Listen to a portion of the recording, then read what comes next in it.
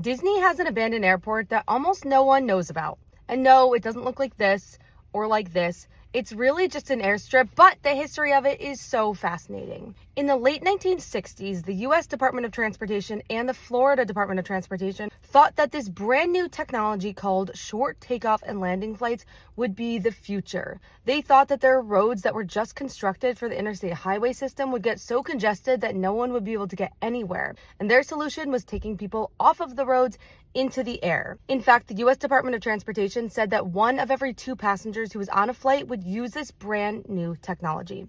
And Florida DOT was diving in to create 7 STOL ports in the early 1970s, starting with Walt Disney World. They were concerned with the huge amount of tourists coming to Walt Disney World and the fact that their airport was very small at the time.